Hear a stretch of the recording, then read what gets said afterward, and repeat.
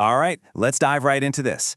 Welcome to today's Explainer, where we're going to explore a really fascinating intersection where local agriculture meets community spirit and the modern event industry.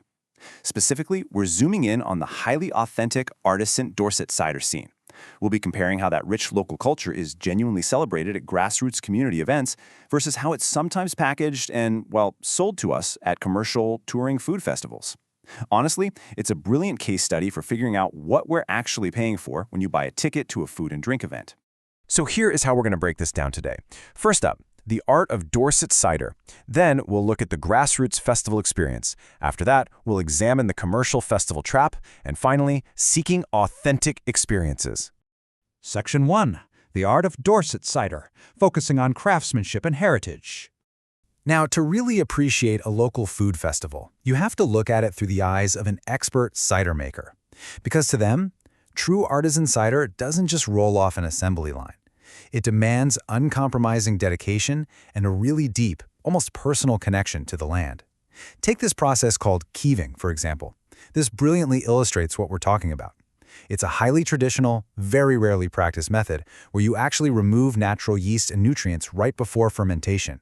For respected makers like West Milton Cider Company's Nick Poole, it's a total test of patience.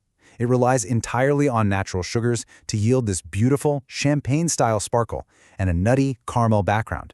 Absolutely no chemical shortcuts. It is real, hands-on grit. And the sheer variety of expertise down in Dorset is just incredible. You've got master cider makers like Bob Chaplin over at Kopp's House, who brings literally 40 years of experience to the orchards. Or take a look at Joe Hartle at Purbeck Cider. He actually decided to combine cider making with sheep farming. Then there's Bill Meaden of Cranbourne Chase. He's an engineer by day, but by night, he's out there maturing his cider in oak barrels. I mean, these are genuine artisans, right? They are deeply embedded in the soil, growing their own fruit, and crafting award-winning profiles like the Supreme British Cider Champions, Simon and Victoria Baxter.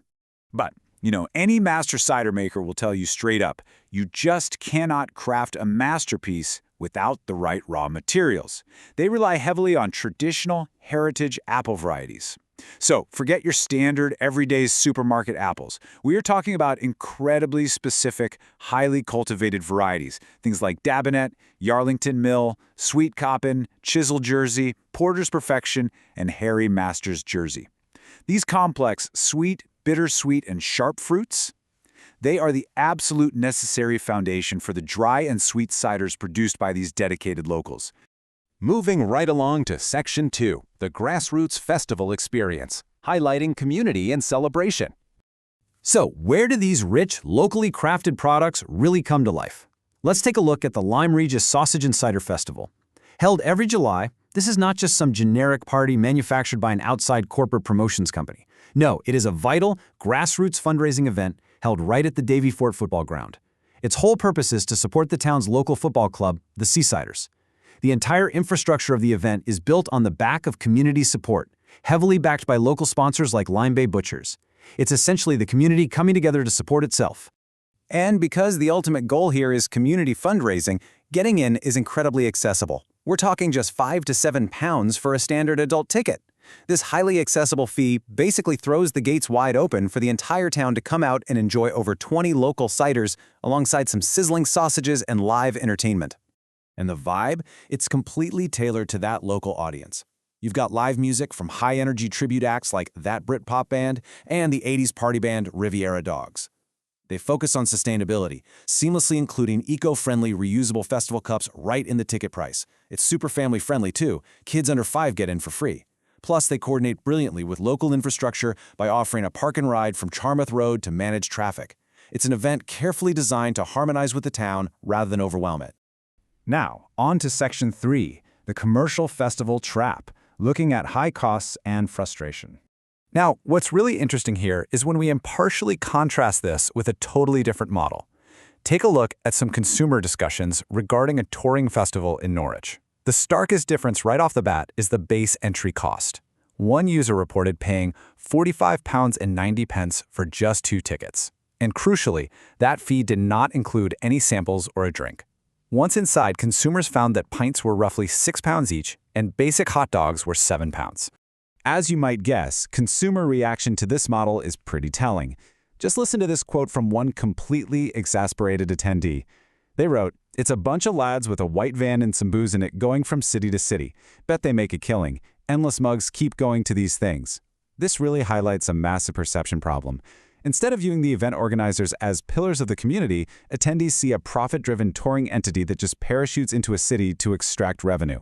Another consumer pointed directly to the lack of artisan quality, which, as we learned earlier from our expert cider makers, is literally the entire point of going to a cider festival. They said, "There's a better cider range at the Cat and Canary than there was at this festival. Total ripoff and then some." Think about it. When you pay over 20 quid per person just to walk through the door, only to find a severely limited, uninteresting cider selection that a local pub could easily beat, the structural flaw of the commercial model becomes glaringly obvious to the consumer.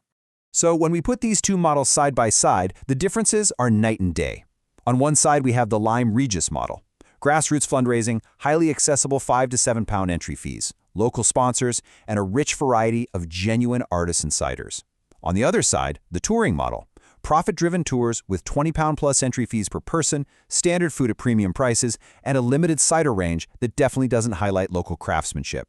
They are, from top to bottom, fundamentally different propositions.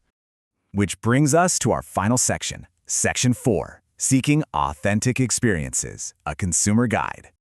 So, the crucial point is, how do we turn these observations into practical takeaways for your own summer event calendar? Well, it all comes down to knowing how to vet an event before you buy a ticket. Here's a really simple 3-step guide. Step 1.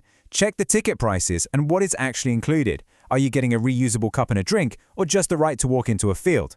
Step 2. Look for ties to local charities, sports clubs, or community groups. If the profits are staying in the town, you're likely looking at a grassroots event. Step 3. Research the vendors. Are they featuring genuine local artisans, like those expert Dorset cider makers we highlighted earlier on, or is it just a generic touring bar?